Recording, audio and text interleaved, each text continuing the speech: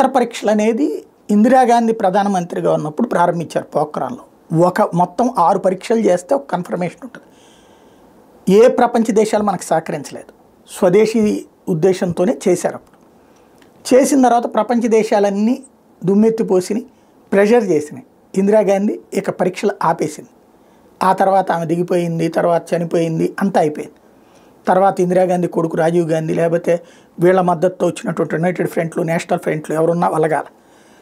But PV Narasimha Rao టైంలో ఏదో చేసే ప్రయత్నం చేశారు, ఆగిపోయింది. కంప్లీట్ చేయలేసే ధైర్యం చేయలేకపోయారు, వాళ్ళకి మెజారిటీ లేకపోవడంతో. తర్వాత అటల్ బిహారీ వాజ్పేయి ఇచ్చారు, 2 టెస్టులు చేశారు, అధికారికంగా అనౌన్స్ చేశారు. ఇట్లా 2 టెస్టులు చేసి ఇంకో 3 టెస్టులు ఉన్నాయని ప్రపంచం అంతా ప్రెషర్ చేసింది. ఏమాత్రం లొంగల. మళ్ళీ మిగతా 3 టెస్టులు చేసి ఒక అధికారిక ప్రకటన చేశారు. శాంతి కోరుకునే దేశం ప్రపంచంలో మేము ఒక్కళ్ళమే అన్నది తెలుసు. మేము బాధిత దేశం తప్పించి ఏ దేశాలని ఆక్రమించుకునే లాక్కునే దేశం కాదు. ఇది ప్రపంచానికి మేము కొత్తగా చెప్పుకోనక్కర్లేదు.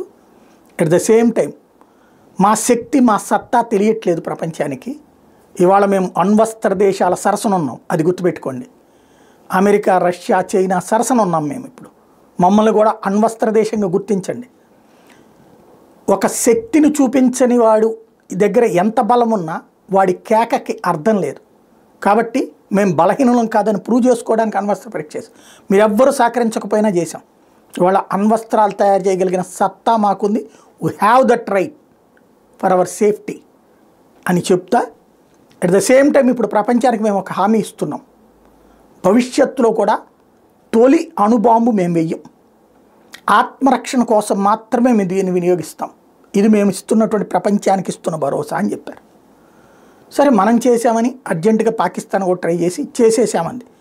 కాకపోతే ప్రపంచానికి తెలిసిన విషయం ఏంటంటే చైనా తన అణుబాంబుల్ని అక్కడ చేయించుకుంటుందని, ఇరాన్ పెట్టుబడి పెడుతుంటుందనేది. ఇది అక్కడ ఇప్పటిదాకా ప్రజలకు తెలిసిన విషయం. అక్కడ పాకిస్తాన్ చెప్పినటువంటి అణ్వస్త్ర శాస్త్రవేత్త చివరికి అసలు అణ్వస్త్ర శాస్త్రమే చదవలేదట, ఏదో ఒకరిని ఫోకస్ చేశారు, నడిచిపోయింది. ఇవాళ వాళ్ళ అణ్వస్త్రాలని ప్రయోగించే అథారిటీతో మీటింగ్ పాకిస్తాన్ ప్రధానమంత్రి ప్రకటించడం, వెంటనే ప్రపంచ దేశాల ఒత్తిడితో భయపడి ఆగిపోవడం, అది రద్దు చేసుకోవడం జరిగిపోయింది.